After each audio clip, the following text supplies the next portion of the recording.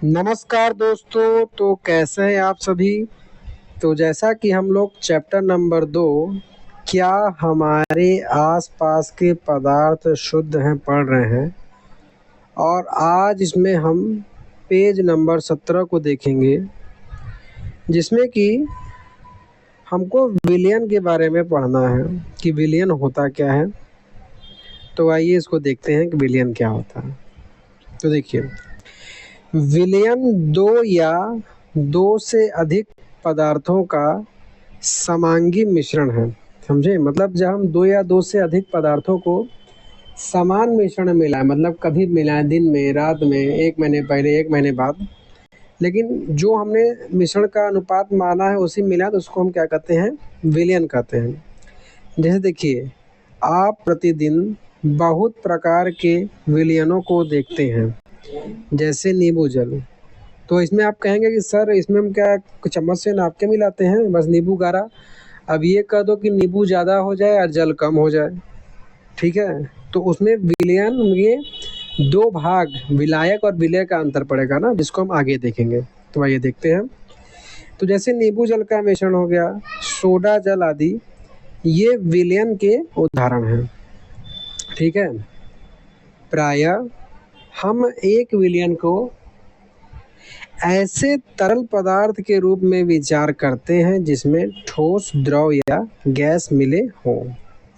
लेकिन प्रकृति में ठोस विलयन, जिसे कि मिश्र धातु, और गैसीय विलयन वायु भी होता है। मतलब ये जो वायु आप देख रहे हैं, इसी में गैसीय मिश्रण होता है। इसमें ऑक्सीजन है, कार्बन डाइऑक्साइड है, नाइट्रोजन है, विभिन्न प्रकार की गैसें हैं। तो ये वायु आपका मिश्रण हो गया।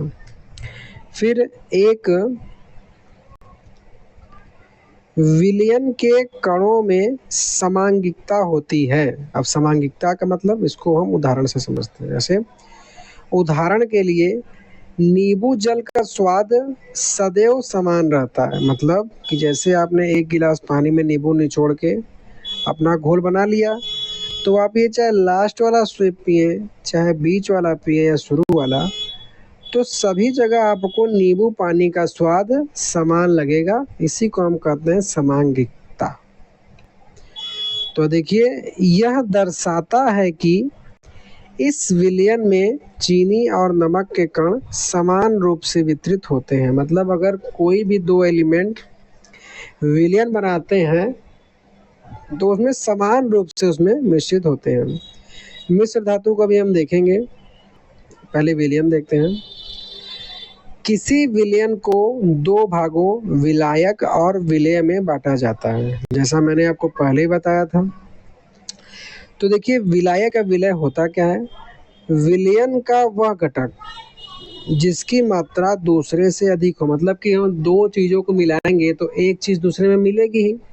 तो जिसमें मिलती है, मतलब कि जिसकी मात्रा अधिक होती है, अर्थात जो दूसरे घटक को विलयन में मिलाता है, उसको हम क्या कहते हैं, विलायक। और विलयन का वह घटक जो प्रायः कम मात्रा में होता है, ठीक है, जो कम मात्रा में होता है, जो कि विलायक में घुल जाता है, उसको हम कहते हैं विलेय। अब सर याद नहीं हो रहा है, तो देखिए ये छोटा है विलेय और ये आपका विलायक बड़ा है, तो ऐसे भी आप याद रख सकते हैं कि हाँ विलायक है, मतलब ये अपने आप में घुलेगा, ये विलेय है तो इसमें घुलेगा। अब विलेय और विलायक को हम उदाहरण के माध्यम से देखते हैं। तो देखिए, जैसे चीनी और नमक का विलयन एक तरल घोल में ठोस का उदाहरण है। इसमें चीनी विलेय है और जल विलायक है, क्योंकि जल में हम चीनी को घोल रहे हैं, तो चीनी भाई कम है तो विलेय है, और जल आपका ज़्यादा है तो विलायक है। ठोस का उदाहरण मतलब कि एक तरल घोल, मतलब कि तरल घोल पानी हो गया, पानी में आप ठोस चीनी घोल रहे हैं, तो इसलिए एक ठोस, एक तरल घोल में ठोस का ही उदाहरण है। अगला देखिए, आयोडीन और अल्कोहल का विलयन, जिसे टिंक्चर आयोडीन के नाम से जाना जाता है। इसमें आयोडीन कम है तो ये विलय हो गया, और अल्कोहल ज़्यादा है तो विलायक हो गया, ठीक है। आयोडीन को किस नाम से जानते हैं, इसको ध्यान रखिएगा। इसको कहा जाता है टिंक्चर आयोडीन।